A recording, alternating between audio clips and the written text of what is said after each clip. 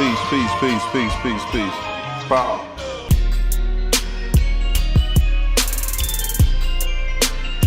This is the Dope Ones podcast. The Dope Ones.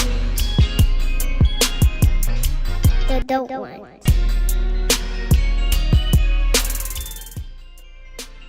This is the Dope Peace, power. What's good? You are now tapped in to the Dope Ones podcast, a part of the Be Heard podcast platform. I am Don is Dope, creator of the Dope Ones, and we back, coming to you straight from Sacramento, California. You can follow me at Don is Dope on IG, and you can follow the brand at Dope Ones Official, and you can follow the Be Heard podcast platform at Be Heard Platform. And speaking of Be Heard, today's guest is the founder of Be Heard. He is the guy who gave me my stripes in this podcast thing. I'm truly blessed to be able to do what I do and have great people, support me and rooting for me. And this gentleman is definitely one of those individuals. He is a media personality. He's a multimedia sports broadcast journalist with over 17 years in the game. I call him the ambassador of Sacramento sports, but he's much more than that. He's someone who's very passionate about what he believes in, and he's not afraid to go there and speak on it. He's someone who I truly admire. He's just an all-around good guy. Very pleased to welcome my brother, Damien Barling, to the Dope Ones podcast.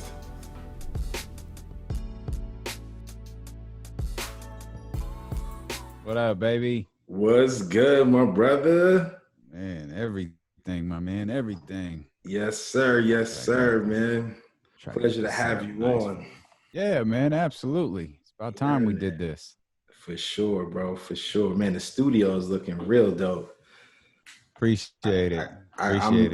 I'm working on mine right now. I'm like under construction, but I got a couple things in store. I'm trying to do something special with it. Yeah. All that artwork you got, man. I can't wait to see it. Yeah, definitely. And I'm trying to do something cool, man. But yo, man, thank you for taking out the time to join me today, my bro. I can't thank you enough, man. I know you got a lot on your plate right now, but I definitely want to, have you on the show, man. And just thank you just for kind of giving me my stripes, man, in this podcast thing, man. Your cosign definitely gave me incentive to keep pushing, because this thing was just a hobby, man. And when you came to me and said you had some interest in it, it made me want to really take it seriously. So thank you. Yeah, good, man. I'm glad you're taking it seriously. You're really good at it. Like you've got a natural, some people don't. It's not easy to have conversations, man. And sometimes it's really difficult to start conversations and to keep the flow of a conversation without it get boring, especially when talking to people like that, or that you have a relationship. Because sometimes you get sucked into, talking about the old times, or you talk about old stuff like that we don't know anything about. So unless you're going to lay out that whole story for us, it doesn't make any sense. So you have a really, really good ability to bring us in to the podcast, you know what I mean? To bring us into the conversation, whether you're talking to entrepreneurs or whoever you're talking to, it kind of it gives us a peek into the struggle, it gives us a peek into the triumphs, it gives us a peek into all of that stuff. And as a listener or a viewer, that's really important. It's when you're podcasting, like you're storytelling, right? Or when you're doing any form of audible communication, you're storytelling, man. And I think you're a natural storyteller. I appreciate it, bro. That was my intent for the whole thing, man. I wanted to bring people on and, tell their stories, but things that can be applied to, other people who are trying to, do different things, or just be entrepreneurial, or just, on a path, whatever your path is. I kind of wanted to bring, different people, because I feel like with my artwork, it's crazy. It's like how you and I connected. Like we basically connected through my art. You took an interest in the shirts. You're a longtime supporter. And that's happened over, the past decade since I've been, designing. I've been, coming across a lot of interesting people. So it's just cool to be able to, bring my friends on and bring people on that I know, and just, talk about what they're into and things of that nature. But you are someone who, I've admired since, we first connected, and I never thought about doing it, but seeing your professionalism and seeing how, you have a range of things that you speak about on your platforms. It's not just sports, even though I consider you like the ambassador of Sacramento sports. I know that's just one facet of you. I know that's just one layer, but I really truly admire, just how fearless you are, man. Like, just in light of just what's been going on recently, like, you don't shy away from the elephant in the room, you know what I mean? Yeah. And that's very admirable, because a lot of people, they want to dance around, what's really going on. But I love that you put it on the table and you let your listeners, know how you feel, exactly how you feel and how passionate you are about it. So one of the first things I wanted to ask you, Damien, was what got you on your path to, getting into, broadcasting and journalism? Like, where did that start? Give us a little bit about how you started. I love music as a kid. Like, there were two things that I really loved. Like, I love music and I love sports, particularly. Like, I love Bo Jackson, and I grew up on. Me too. Yeah, Bo was my guy, man. To this day, I'll still argue that he's the greatest athlete I've ever seen. Most gifted athlete, for sure. Yeah, like by sure. and you could still watch his videos today and just be enamored by him. And those are the things, like, because not having that ability, like, you get enamored, like, man, how does he move like that? How is he that strong? Like, I always wanted to be big like Bo Jackson. I always wanted to be as strong as Bo Jackson. And I'd always loved music, man. I used to go to sleep listening to music, and I liked hip hop, but I wasn't NWA hip hop. I was like the Fresh Prince. You know what I mean? Like, I was DJ Jazzy Jeff and the Fresh Prince, and that was, the Fat Boys, kind of that tamer style of hip hop. And then it got introduced to Run DMC and the Beastie Boys. It was okay. It's okay. It's a little edgier. It's not gangsta rap, but it's a little edgier. Like, okay. And I remember my introduction to Ice Cube was actually The Predator. So It Was a Good Day had gone mainstream, and it was a hit, and Check Yourself. So they were both on that album. And I think It Was a Good Day was the first single off of that. And, I was like 12 at the time, I think. I was like, Mom, can I get this record? And, she saw, we're at Tower Records on White Avenue. She's looking at it and she goes, like, all right, like, you can get it. But if, you start talking like this, like, that's it. So, because it, it had the label on it. So I got it and was like, oh man, Cube. Okay. And I had heard of NWA before, knew what it was. So, the next order of business was, can I get Death Certificate? Can I get Kill It Will? Can I get Straight Outta Compton and America's Most Wanted? So I got that and got Eazy-E. And then that's just like, I just started, like, I just became like just drowned in music. And Ready to Die came out. And I remember, like, I remember it so vividly the first time I heard it. It was the first time that made me realize you have to listen to an album from beginning to end. Like, you can't go, like, even if Juicy was out, you can't go to Juicy first. Or if Big Papa was out, you can't. Like, Ready to Die played out like a cinematic feature. Like, it played out like a movie, just in an audio form. And Ready to Die changed the way that I listened to music forever. And then I started thinking, man, like, what could I do with music? Like, I can't sing, like, I can't make it. Like, I don't know, what can I do with this? And my high school had a student-run radio station. So I signed up for it my freshman year, and I wound up doing it all 4 years. And I was, I was good in high school. Like, high school was easy for me. Like school was a struggle if I didn't like it. But if there was something like history, I've always liked history. I was really good at history. Business style stuff. Like, if it was that, but if it was like chemistry, things like that. But if it interests me, like, I'd be really locked into it. So high school was easy. I got to my senior year. It was like, I was one of those dudes who my day was done at like noon or 1 o'clock. But I spent a couple of hours every day my senior year at our student-run radio station. And when I graduated, it was just like, well, you graduate high school, you're supposed to go to college, and that's what you do. And I started at junior college, and I had laid out a plan. I was going to, get my associate degree, and I was going to go off to Sac State, and I was going to do what you do, right? Like I was going to do their business program. And I got about a semester in, and I was like, this is horrible. Like, I hate this. I was taking all of the classes that you check on the boxes. And so my second semester, I got an internship at KSFM 102.5. It's our heritage radio, our heritage hip hop station out here. And it's like, well, it's an internship, so I got to stay in school. So I started, I took my African-American studies class that semester. I took business communications, business management. I took a bunch of classes that weren't getting me any closer to an associate degree or a bachelor's degree or anything like that. But I wanted to take those classes because I enjoyed them, and I needed to be in school for my internship. The second I got on the payroll, I finished the semester and I was done. And that's how I kind of started in the industry. Like I was working as a promotions person. I was like hanging up posters, doing all of the grunt work that you do when you're trying to get your foot in the door.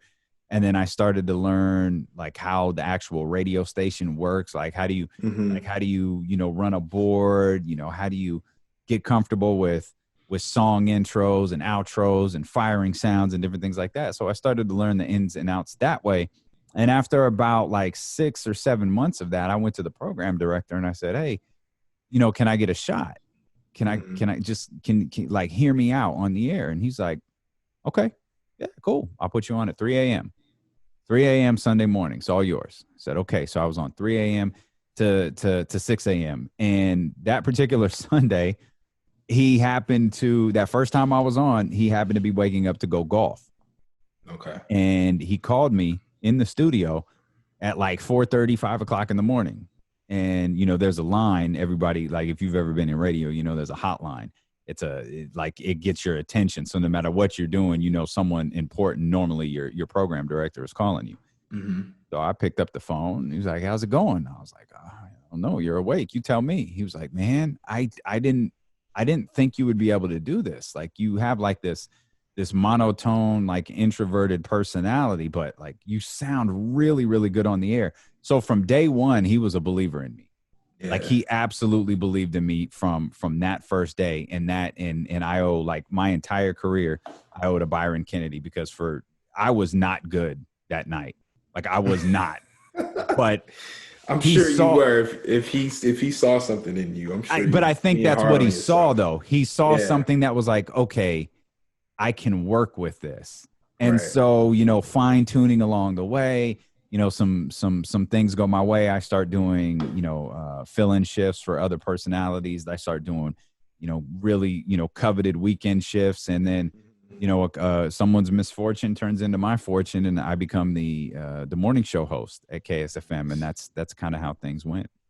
Nice. That's incredible, man. Because first of all, it's so dope that it was actually hip hop music that set you on your path.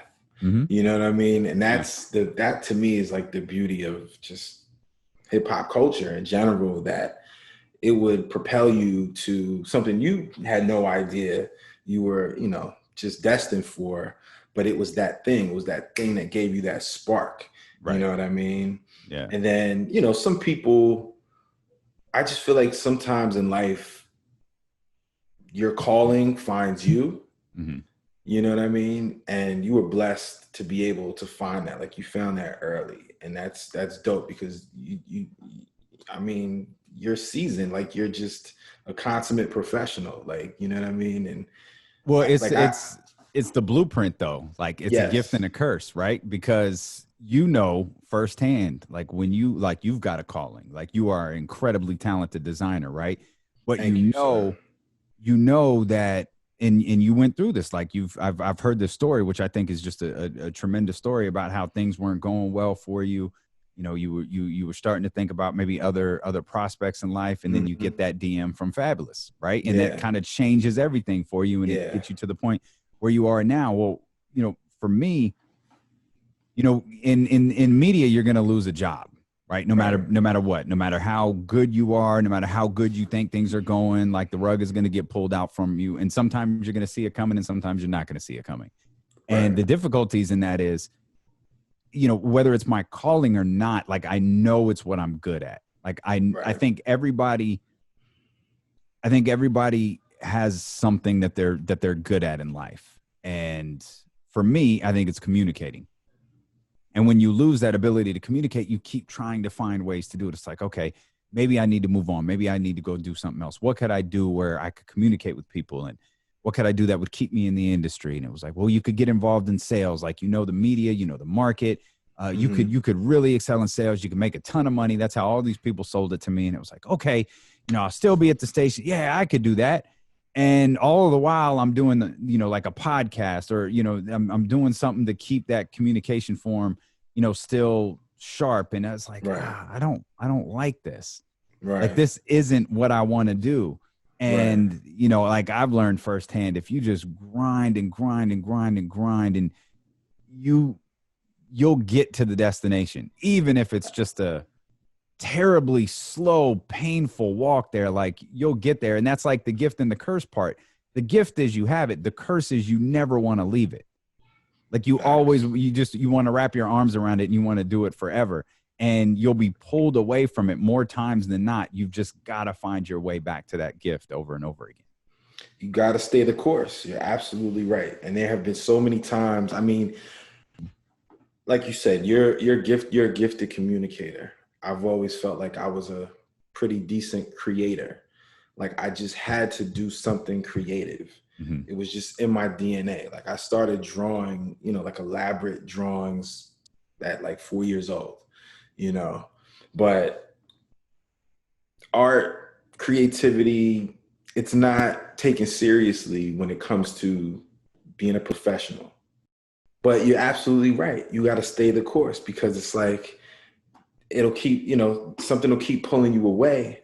But depending on how bad you want it, you just got to stay in that lane and keep grinding. You know what I mean? You just have to.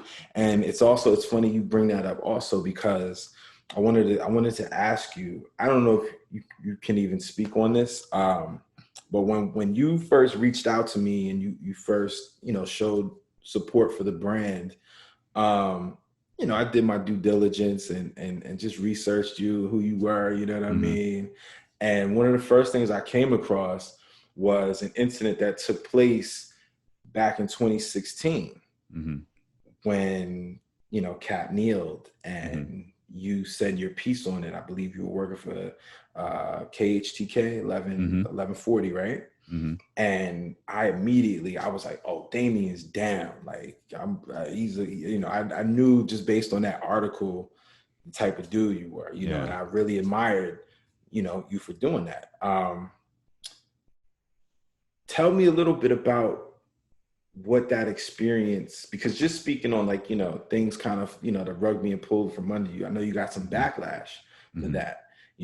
And I know, there was a lot of commentary that, you need to stick to sports kind of thing, you know what I mean? Yeah.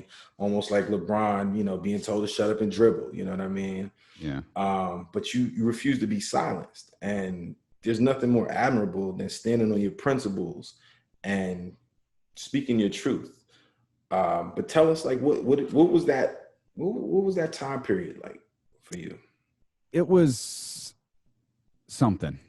Yeah. It was something. Like I believe, in the realm of sports talk, like, so this is the biggest difference between working at like a hip hop radio station and then evolving, working in talk radio, is no matter how good you are or how charming you think you are or how much people tell you that they love you on a music playing station. And there's certainly FM DJs that people love. And I'm not, diminishing that by any stretch, but ultimately they're tuned into that radio station because they want to hear Jay-Z, or they want to hear Beyonce, or they want to hear whatever, the new Lil Wayne, whatever the hit record is. They want to hear the music. You're a nice little accent piece, and you're a very important piece to the way the radio station runs. But ultimately, it's the music. Right. When you're a talk radio show host, you are the music. And when I knew the type of show I wanted to do in sports talk was going to be different. Like I knew it was going to be kind of against the grain, particularly in this market.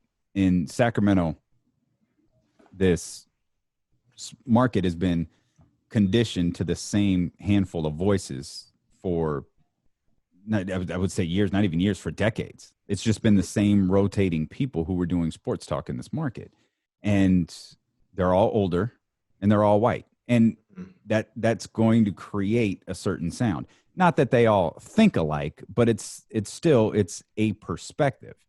Right. And my feeling was, well, I'm not old, certainly not as old as them. I'm not white. Like, so let's try to figure it, like, let's create something different.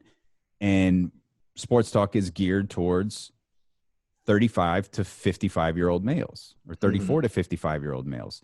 And it's kind of like, okay, well, what do you do when that 55-year-old male turns 56?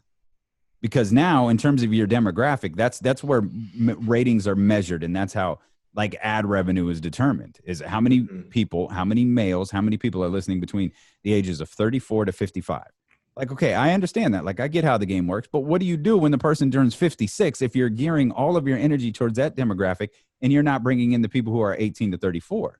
Right. And my issue has always been, you're not conditioning a new generation of sports talk listeners to like you. You know what I mean? You're already going against the grain, because if you're 18 to 34, you might be more prone to like pull up a podcast, or you might watch your favorite TV show on the go and not even listen to the radio. You know what I mean? Or you might be a subscriber of, you know, something on Spotify or Apple Music or Sirius XM. You've just completely tuned out local radio.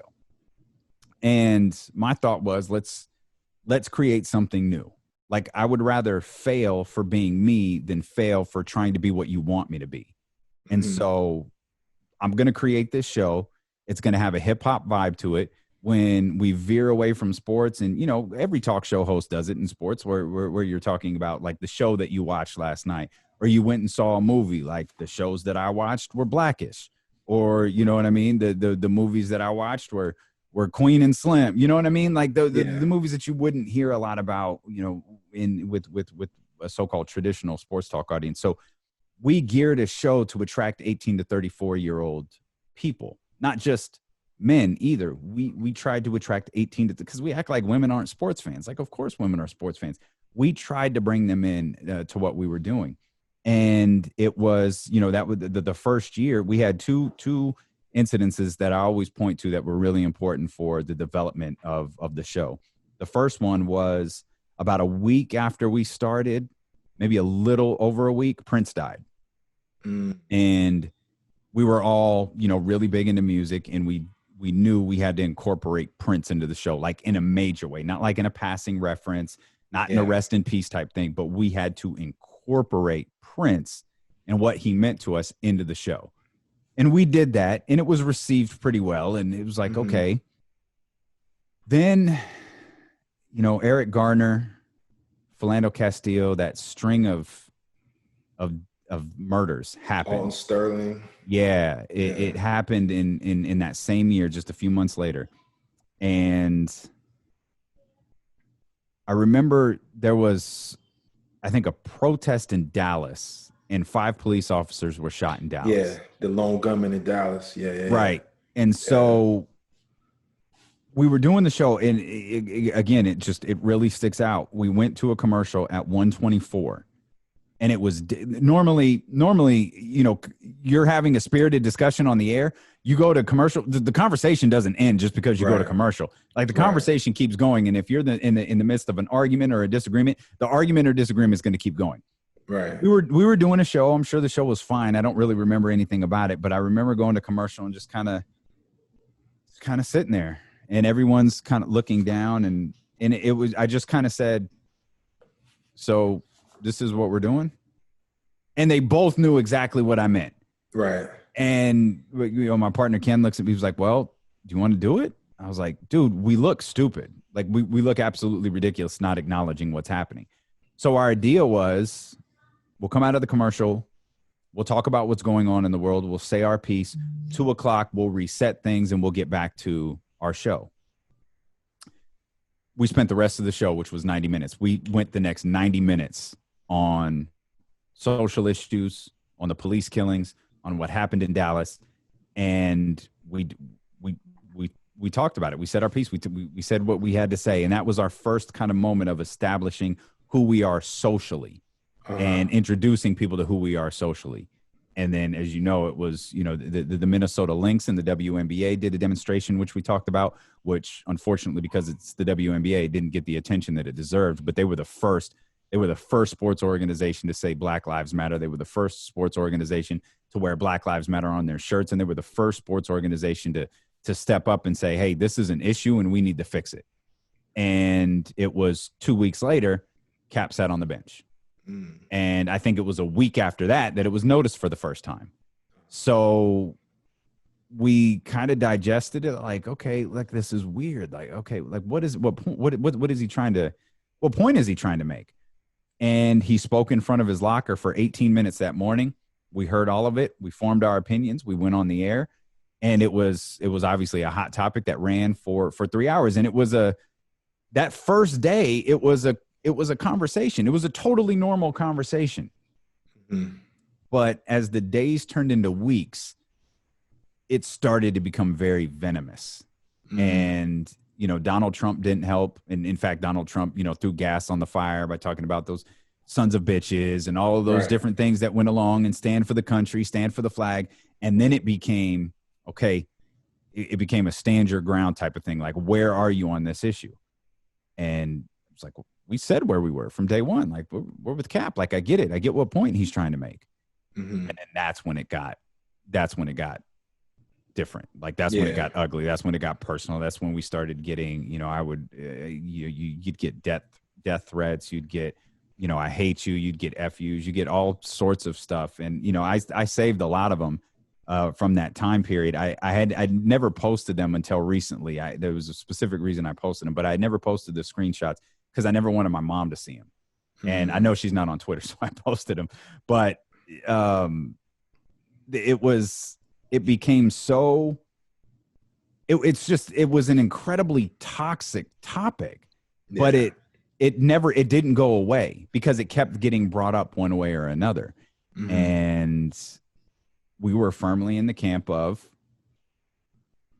course he has the right to, stop focusing on the demonstration and start focusing on the message behind the demonstration. Like, did you miss the part where he's talking about the inequalities in the country? Did you miss the part where he's talking about the lack of police training?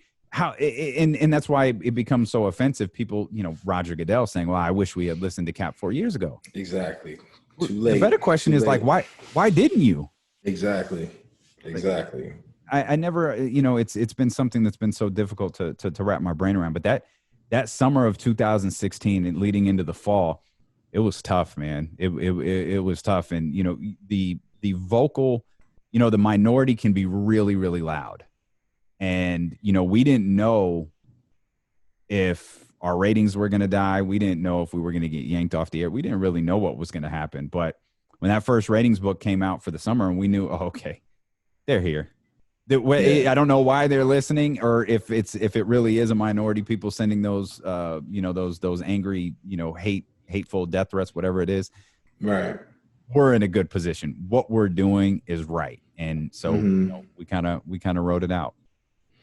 Well, man, salute to you, brother. Salute to you, because it's like when Cap did that, it set a new precedent, I think.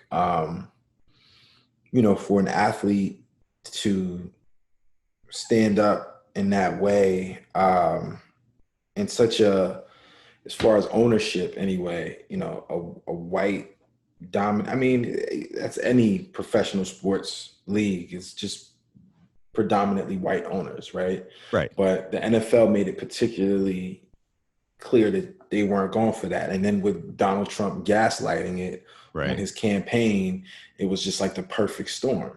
And, and then to see Cap blackballed, when he was still a perfectly viable quarterback and could contribute to a team. He might not have been a starter, but he could still contribute. And to see him just blackball from the league because of it, I mean, it was a really tumultuous time for sure. It's the the incident with Colin Kaepernick is like the epitome of this. It's like sports is this weird, and particularly with fans, it's this weird like ownership thing. Yeah. And fans believe they have, like, I use the example of athletes they're not humans anymore. They're commodities. They're stocks.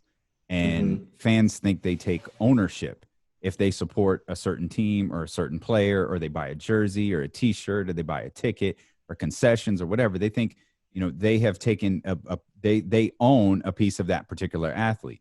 And you see it all the time, in whether it's on social media, or you hear from angry fans when LeBron James goes to sign with the Miami Heat, or when Kevin Durant goes to sign with the Golden State Warriors.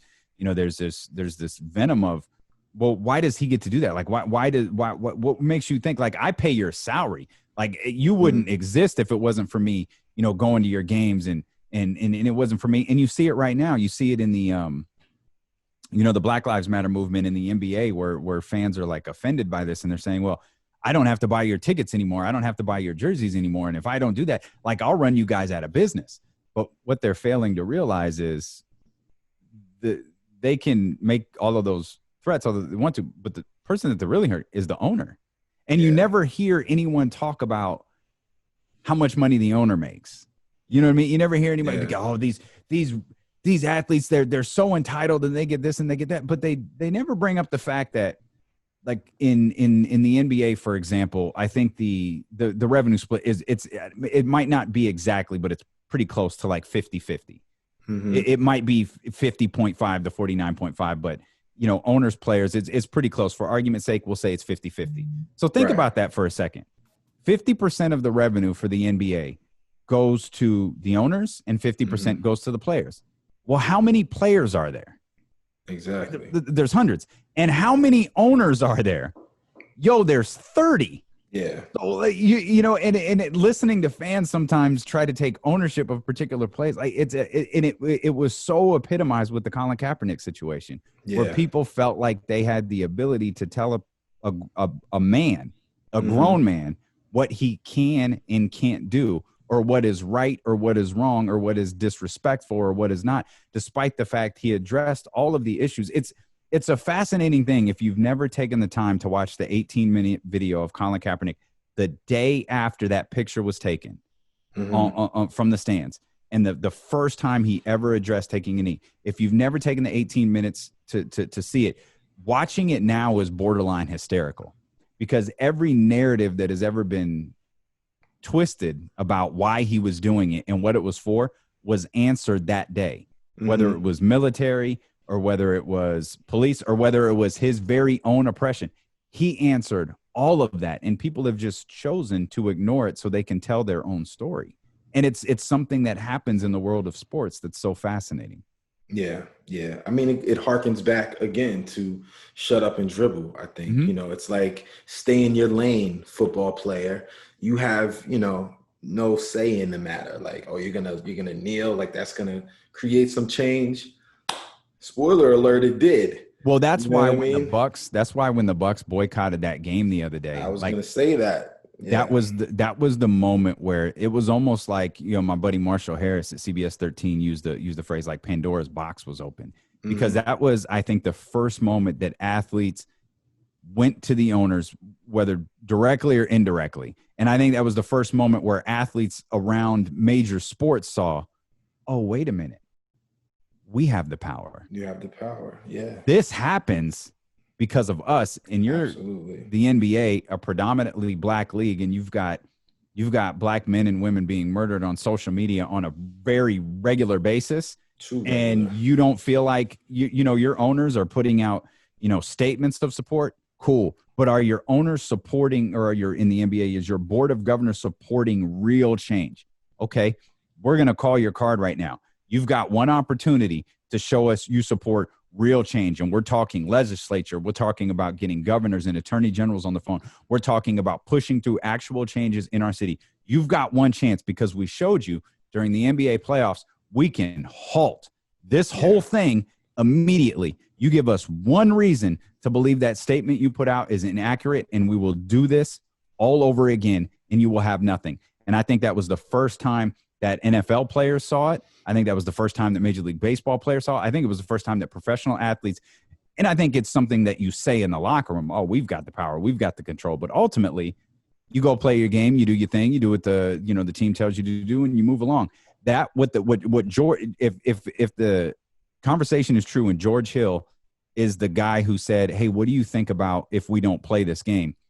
That dude is a social, justice. That dude is a social initiative legend forever, because that was the moment that athletes stood up and said, we control everything. These TV contracts that you have, that's because of us. Everything that you have is because of us. And if you think you can operate without us, prove it, because we're out. Definitely. And I think, wow, it's sad that it took this long, because think about it. Like, I remember when Kyrie made the statement, that we should not play, and everybody looked at him crazy.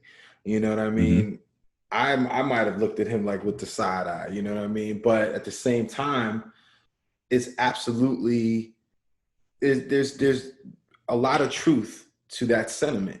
Yeah. Because, I mean, just the demographic, like you said, like the owner to player ratio, not only the fact that, the gap, the income gap, it's like Jared Kushner made the statement, oh, well, they have the luxury of being able to take time off. Like, really, Jared, you know what I mean? But also, well, that's their go-to. That's what we were talking about, though. That's their go-to line. It's, look, these rich, entitled athletes, and hearing anyone in that family, try to suggest that someone as rich is entitled and entitled is comical. Right. No, but that's the only thing that they can go to. Like, it's the only thing that they can say is like, oh, they're rich and entitled. And you as an American, you can't take a day off. So these guys must be anti-American. Right. But it's such a subtle nuance to it also, the racial nuance. Because of course. There's only one black owner in the NBA who happens to be the greatest basketball player of all time. Yeah. You know what I mean? Yeah. And just when you put it all on the table and you try to suppress the voice of an athlete as if they have, no say in the matter, is also laughable, especially when you think about the men who are right behind you. Muhammad Ali, Bill Russell. Yeah. You know what I mean? Jim Brown, even though I still don't understand why he's a Trump supporter now. That just baffles me. Some people just want a seat at the table, man. And I think that's what Jim Brown is. He's a dude who just wants a seat at the table because he's not pushing anything forward. And I don't think anybody's looking for him to. Nah, they're not. But I was definitely a little disheartened when I saw his support for Trump. But that's another podcast. It's not comfortable seeing him at the Ali Summit and then seeing him at the White House right now. Not at all. Not at all. But, like you said, some want a seat at the table, a la Kanye West. Yeah, exactly. What can you do? Sacramento's airwaves will never be the same. ESPN 1320 presents D-Lo and KC, featuring Damien Barling and Kenny Caraway. Listen every weekday from noon to 2 p.m. Local sports talk, local teams, local reaction. Don't miss a minute of D-Lo and KC on Sacramento's #1 sports station, ESPN 1320. Salute to you and Kenny on D-Lo and KC. I appreciate that. You guys, great show just off the top. But last week was really, it was phenomenal to see the way you guys both spoke on what was going on. Yeah. And it's like when the boycotts took place, it was kind of like Kaepernick's movement coming full circle in a way. It was like his initial spark. Unfortunately it took this long, but it kind of got players to really open their eyes and see their power, and the way you guys articulated it and how passionate you spoke on it. You couldn't not respect the way you spoke on those things going on. It was tough because it was happening like while we were on the air. Right. It was happening in real time. Like when I didn't when I read the tweet that they weren't out there, because I actually didn't have the game on, I knew right away. I was like, oh, this is something. Because there were already rumblings of Toronto and Boston potentially being boycotted. And to me, this was so much more powerful. And, trying to explain what was happening, because I don't know, like my biggest concern when the show ended was, I hope we were able to convey why this was so important. Because you mentioned, Colin Kaepernick, coming full circle. And, for those who aren't watching the video behind me, I'll go a step further and say there's a picture of Tommy Smith and John Carlos on the podium in 1968 behind me. Yeah. And I think it's the message of Dr. Harry Edwards from 1968 coming full circle, because leading into the Summer Olympics of 1968, before those two guys got on the podium, actually, all three of them had a demonstration of their own, but before those two guys got on the podium and raised their fist and created that iconic picture, Dr. Harry Edwards was trying to get black athletes to boycott. And there's something that I'm absolutely ashamed of for not knowing until recently. You talked about Michael Jordan being the greatest basketball player of all time, and you often hear, Michael and LeBron, and you hear Kobe in the mix, and rarely, Bill Russell, if someone wants to go true old school. But if you talk about the accolades that individuals have, Kareem Abdul-Jabbar is the most undervalued player, I think, when we talk about the history of basketball. Yeah. And I don't know how I've lived this long not knowing that when Dr. Harry Edwards was attempting to orchestrate a boycott of the 1968 Olympics, and I'm not talking about a raised fist on the podium. I'm talking about he did not want black athletes to go to Mexico City and be a part of this Olympic Games. Lou Alcindor was the one who said, okay, I'm not going. Yeah. And he boycotted his opportunity to win a gold medal in 1968 because of exactly what Dr. Harry Edwards said. So when I saw George Hill and the Milwaukee Bucks speak later that night, and we saw the rest of the games being boycotted, and we heard about the players only meetings and in the meetings with everybody who was in the bubble, and we saw what was going on in baseball and hockey and all of these different things, I thought, that's what Dr. Harry Edwards wanted. Yeah. Like this is what Dr. Harry Edwards was saying 50 plus years ago, and saying, black men with physical abilities, demonstrate your power to remove people's entertainment.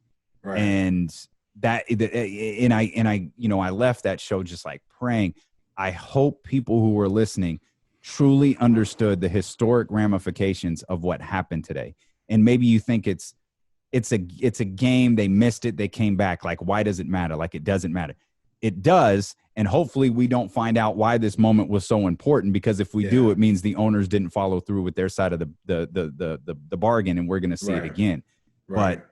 But for those guys to walk out the way that they did, it brought to mind what Dr. Harry Edwards was saying to Tommy Smith and John Carlos and every other black athlete who was on the U.S. Olympic team 50 plus years ago.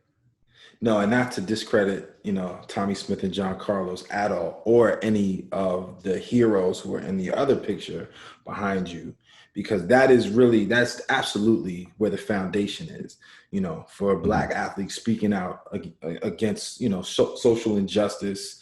And I think I learned that thing about Kareem when he was Lou Alcindor in the documentary. I think it was the documentary on HBO. Yeah. I think that's when I first learned about that also. But in no way, is that to discredit them.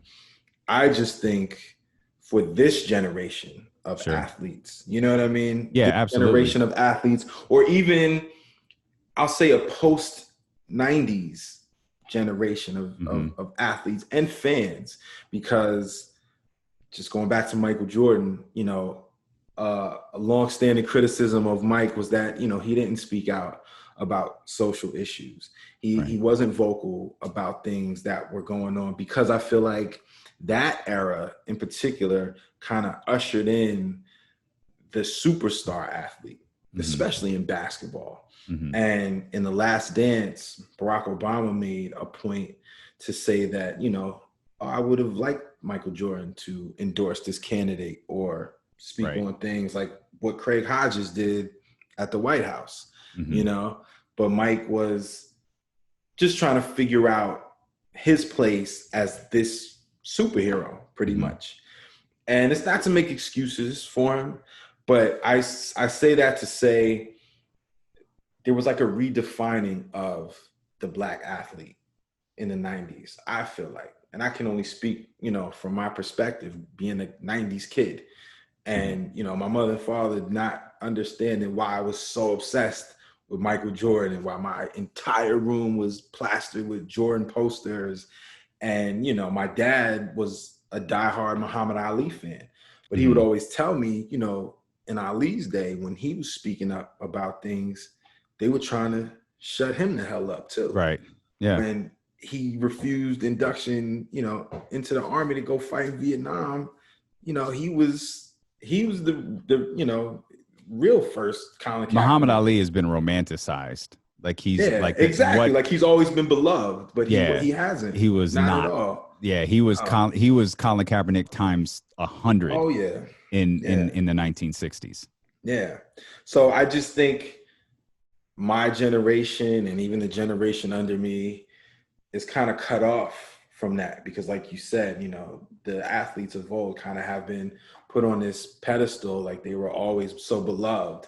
So you know what's funny about that? Let me throw this at you because I think about this a lot and it cracks me up. You're talking about the 90s, right? And you're talking about Michael Jordan, and President Obama. You mentioned The Last Dance, and right before President Obama said he would have liked Jordan to endorse a particular candidate, Harvey Natt, I think is his name. Yeah, I couldn't think of his name. And he said before that, once you hit a certain stature as a black person, you either have to walk a line or pick a side. Yeah. And Jordan chose to walk the line. And, he says, I'm not an activist. And not everybody is cut out to be an activist. No, and I've never had a problem with that. And I also hate the fact that we have to put, look at what we're talking about. Like we're talking about putting black athletes in the place of social issues. And, right. We have to look to, Don Lemon, Dave Chappelle immortalized a moment I was watching on CNN at the same time as him where Don Lemon was calling people out for not, speaking about the Black Lives Matter movement that first weekend in June. Yeah. And it was like, okay, why the fuck am I supposed to care what Oprah Winfrey thinks right now? Why do I have to call on Oprah? Why do I have to call on Jay-Z? I'm not calling on Jay-Z ever again. Jay-Z picked his side. He went with the NFL. He went with the dollar. He said we're past kneeling. He ain't said shit about kneeling since George Floyd was killed. Right. But he wants to go talk about for every, Apple buy 2 FUBUs or whatever that stupid ass line was. He said in Pharrell, how am I even supposed to take you seriously now? You still trying to push this pro-black thing when you went pro-business a couple of months ago. Come on, man, stop that. But we shouldn't have to look there. But you bring up Jordan. And I always get stuck on this. We bring up Jordan. He didn't do this and he didn't do that. The Los Angeles riots in 92. The Rodney. Please tell me, what did Magic Johnson have to say? Because we got this thing. We're looking for athletes. That's a great point, man. We're looking for athletes to speak on these issues, right? And Michael Jordan has been villainized for this. Yeah. Please tell me. What did Irvin have to say? Find me a more prominent black athlete in Los Angeles in the early 90s and tell me what he had to say about the Los Angeles riot. Nothing. I mean, in his defense, though, Damien, that is right when he announced that he was HIV positive. So maybe he had a lot on his plate personally, but it's still a good point. And there are countless others. Michael Jordan wasn't the only superstar. What did Bo Jackson have to say about it? You know what I mean? But that, to me, is just how colossal a figure Jordan was. And they put him in the same conversation and on the same shelf as Muhammad Ali. 3 athletes who are just universally revered. Michael Jordan, Muhammad Ali, and Babe Ruth. And I have a dope blog about Babe Ruth coming. Okay. Stay tuned for that. Yeah. Should I save my take on Babe Ruth? And I know you can speak on it. You can speak and his on nonsense about him being the greatest baseball player that ever existed. Yeah, no, you can speak on that, but I got something totally different from that Okay. about Babe Ruth. But no, My speak on it. my only thing is about baseball player, like calling Babe Ruth the greatest baseball player ever is like laughable because Yeah. like baseball, Major League Baseball started Mhm. the moment Jackie Robinson stepped on the field. Then you had Major League Baseball. Before then, you had the White League and you had the Negro League. Yeah. You were just arrogant enough to call the White League Major League Baseball and the Negro League the Negro League. Right. Baseball started when Jackie Robinson stepped on the field in 1940. It's a freaking shame that I don't know the year by heart. 46, 47, 48, whatever it was. Like it started that year. And everything that happened after that, that's who you can consider the greatest. Anything that happened before that, it's, Babe Ruth is the greatest player that ever existed in the White League. The 1927 Yankees is the greatest team that ever existed in the White League. Yeah. But don't call it Major League Baseball when black people were playing in an entirely different league. Yeah. Like, come on, man. That's very true. And I'm a basketball guy. Baseball was never really my sport, but there's always been this mythology around Babe Ruth. Like my grandmother was named after Babe Ruth. She's a native New Yorker, and the whole Babe Ruth, her nickname was Babe. Her real name was Ruth.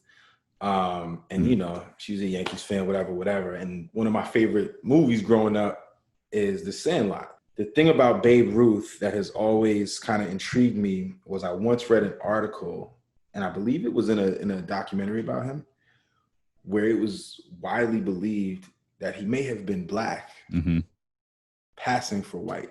Yeah. So I got a whole like podcast. I want to do a podcast. I want to do a podcast on Black heroes, and I actually want to do a 2-part thing to it. Maybe you might want to jump on about what Black icons and heroes, you know, mean to us, and why we hang on to them, because there's so few of them. You know what I mean? But also, you know, racial identity, like it's deep, man. It's deep, but it was something that was like heavy on my mind today. Anyway, I'm digressing from my point. Nah, it's cool. I'm looking forward to that. Yeah. So, no, going back to Jordan, though, I mean, he's, you know, he was my hero growing up, him and Michael Jackson, you know, and I was, you know, as I got older, I was constantly trying to defend him because I was always someone who admired activists, and, you know, my dad and other people would kind of challenge me on, well, why didn't Jordan do anything?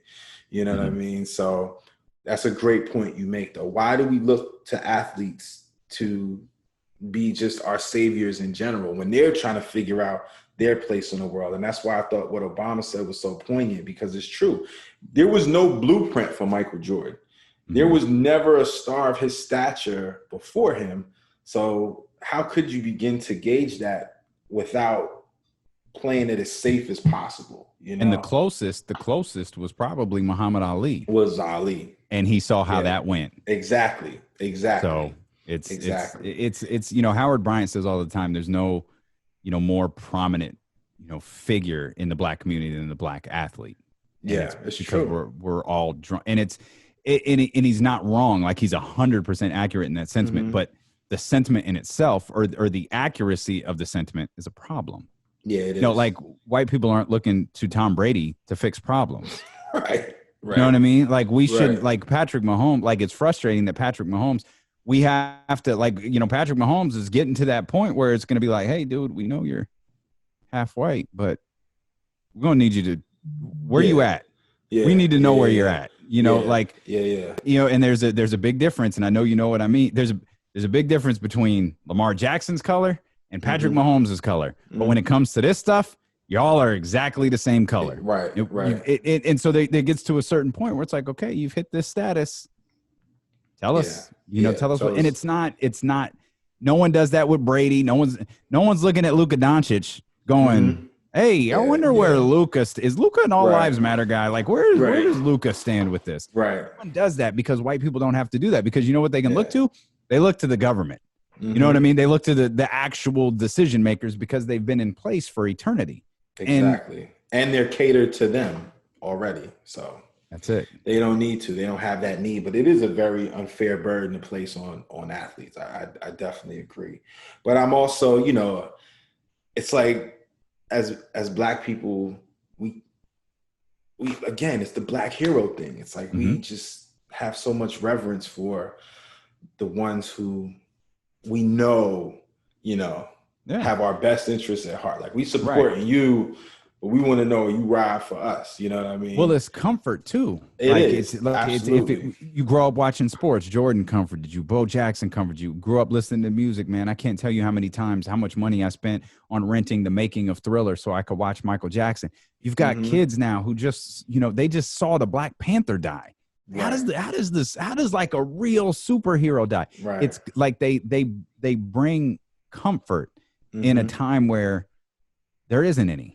Yeah, you know what I mean? Definitely. And it's why, Kobe's death hit so hard because he was at that level, and you go, it's why Ali hit so hard. It's that we lose. It's almost like a security blanket. Like we lose it. Like we lost a voice. We lost someone who was important. We lost someone who mattered. We lost someone who could potentially, get through in terms of pushing us forward. Yeah. And they're irreplaceable. They're irreplaceable. Oh yeah. And they're few and far between. You know what I'm saying? Like, so yeah, it's a lot. You mentioned Chadwick Boseman, he's 101. There's literally no other. Like you can argue about Jordan, and you can argue Ali versus Tyson. You can make all of these different arguments. But Chadwick Boseman, there is no argument. Like he is one of one. And it's man, you talk about something coming out of nowhere, man. Like my goodness. Yeah, no, I'm still just trying to come to grips with it. Like, really, And he just scratched the surface, Yeah, oh, man. Yeah, don't get me started, man. Yeah. But just switching gears for a minute, Damien, I wanted to ask you, Be Heard. First of all, amazing. Thank you a million times for bringing me on board with Be Heard. Not just for me to feel like my thing is legitimized, but because of the meaning behind it. But for those that don't know, I want you to speak on, your motivation for creating it, what it is and what it means to you. The motivation, like we actually talked about it a few minutes ago. Like media looks the same. Yeah. And we look around and we just look around at the representation in SAC. You see black faces, like we've got, Marshall Harris, one of our good friends, black dude on TV. Lena Washington, great friend, black woman on TV. Del Rogers, black dude on TV. They all cover sports. Yeah. Like, okay, like, do we have black anchors? Yeah. I know we got, Courtney Dempsey, who used to be at 103.5, way back when that started over on Good Day Sacramento. I feel like on TV, there's a little bit more representation. And I realized, having worked for virtually every media company, or at least two of the three major media companies here in Sacramento, I did an inventory that weekend, that first weekend in June, when everyone was in the streets. And I started looking because it brought to mind Petey Green. I thought about Petey Green in D.C. being on the radio after Martin Luther King died and not leaving for 3. He stayed on the radio and he talked while they were rioting right outside the door, right? And I thought, okay, who's my Petey Green? And I started like thinking, and I went from station to station to station, and I was like, wow, we've got 3 hip hop stations and not a single black personality on the air. And I started going through every radio station, realizing there are no black people here. There's one black person on the air. Del Christie, former basketball player, does a sports show. Yeah. So that weekend, I sent an email to the market manager for one of the companies who I have a great relationship with. I work with her now. And I told her, because she is an amazing woman, and she had messaged me, earlier, and she's like, hey, I know you're, very active in the community. I wanted to kind of check on you and see how you feel. And I was like, at the moment, like, I don't know how, like, I'm angry. Like, I don't know how to answer this text. She goes, well, if you need anything, call, text, do whatever. I said, okay. I was like, I do have a concern, but I can't convey it properly right now. So I'll get it to you. So I go to the liquor cabinet and I pour a very healthy glass of Terramana tequila. Okay. And I'm drinking, and I'm starting to, and now I'm rocking back and forth, and I'm starting to realize, okay, I have a problem. So I'm drinking this, and I type out this long email to her. about no representation on the radio. And we have 2 hip hop stations in this cluster and no Black people on them. And so I sent her this very lengthy email, that was aggressive. It wasn't disrespectful by any stretch of the imagination, but it was aggressive. Yeah. And she responded. Yeah, she responded the next morning and she said, there's a lot here. And I think it wouldn't be productive to get into a back and forth. So let's meet tomorrow. And we picked a place, to meet where we could sit outside and talk. And we did just that. And that's we started to talk, and I told her, here are my issues and, how can we fix this? And we realized there was a deeper rooted issue. And it was the route that I explained to you earlier that I used to get into radio doesn't exist anymore. Yeah. Internships don't exist because when we've become so familiar with the term essential personnel over the last, 5 or 6 months. Yeah. Well, when you're doing budget cuts in any company, you're looking at your essential personnel and then you're working your way down. Interns are never essential personnel. Part-time people are rarely essential personnel. So every post that I had to work my way into the business is gone. And we identified that as kind of the root of the issue. Like there is no introduction for Black people or any minority to get into the media anymore, or really not even minorities, just anybody to get into the media. You're circulating around the business from market to market to market to get your way in.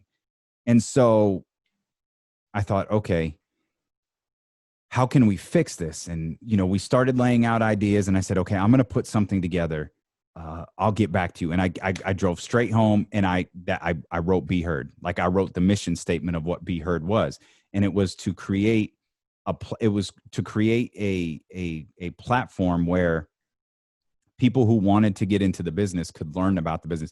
People who have tried to make their way in, we could leverage the audiences that I've established on my podcast to like, hey, I've asked you to support Vibe Health Bar because they supported us. I've asked you to support Sky Natural CBD because they supported us. Now I'm asking you to support these other creators.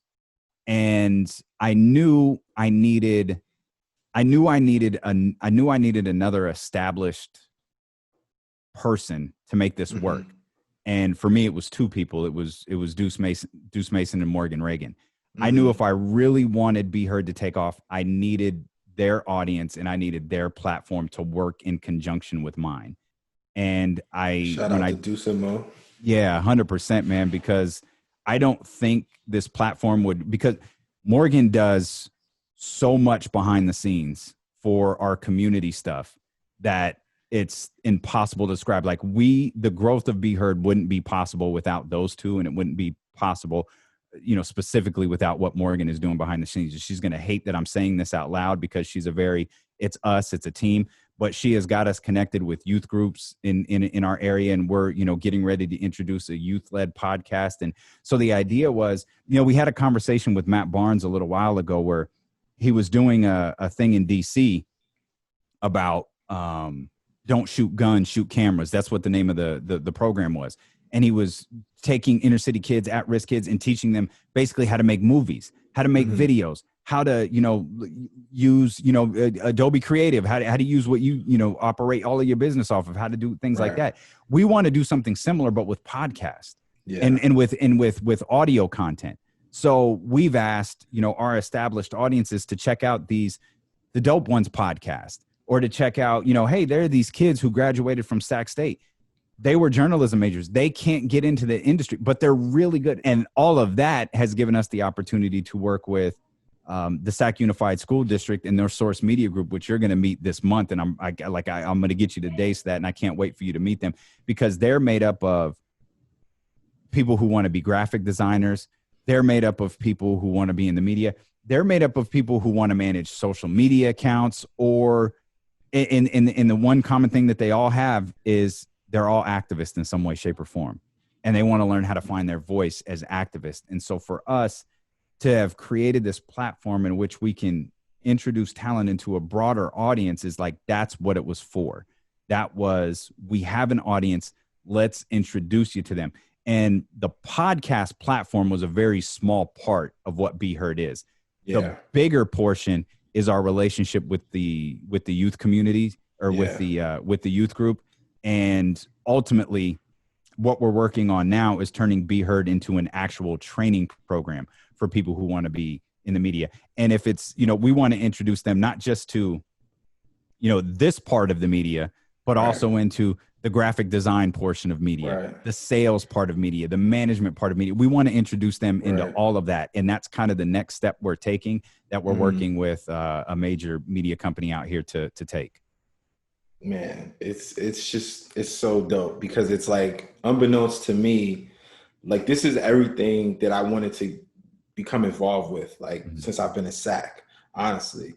I just didn't know, like, this would be the outlet. You know what I mean? And remember, I reached out to you and I said, man, we should do something, like a Big Brother program or something, because, that's really something that I've been wanting to do, but having a family, it's really tough, and working and juggling all these things, I really haven't had the time personally to seek that out. And then now with the pandemic, blah, blah, blah. But this is like the perfect vehicle. And I just really love what you're doing. I admire what you're doing. Man, it's what we're doing, bro. It's what we're all doing, man. Absolutely. And whatever you need from me, I am 150% on board. You know what I mean?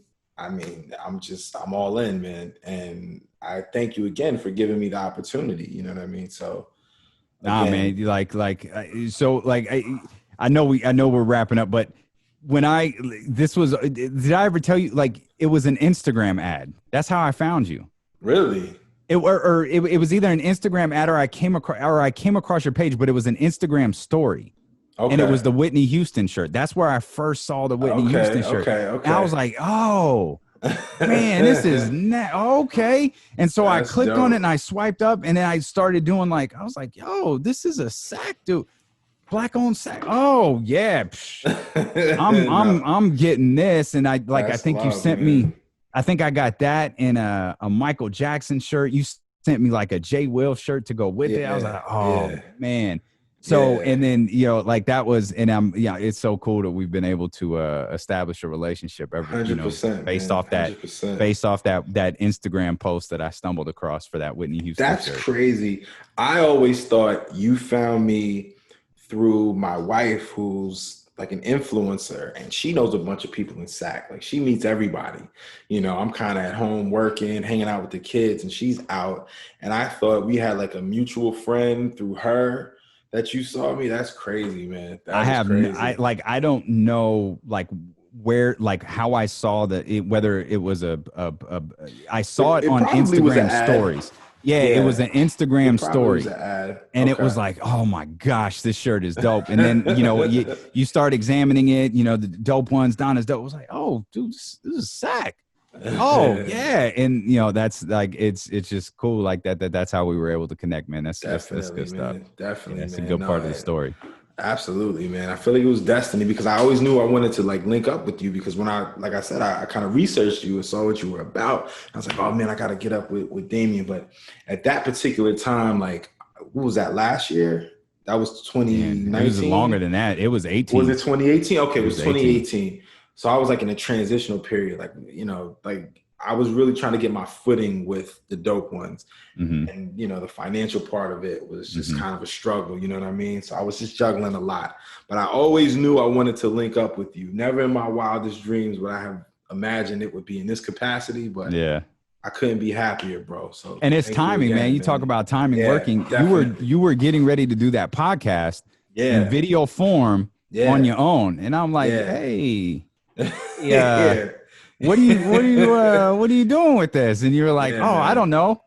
I got it. I got you. Send me the audio. I got it. I know what we're going to do with it.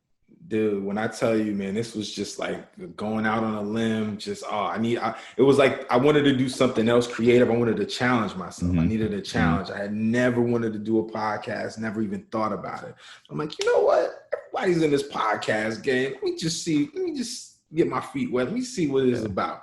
And then when you hit me up, man, the rest is history, bro. So, you're a natural, bro. thank you, man. I appreciate you, man. I'm learning from you, man. You don't know it, but you're my mentor. Like you don't realize it, but you definitely mentoring me in this game, man, because it's not easy, but it's fun. Mm-hmm. It's like I want to get better, and I want to improve, and I want to constantly push what I feel like is, especially right now, just being on the right side of history. Yeah. Like this doesn't even have to necessarily be something to promote my brand per se.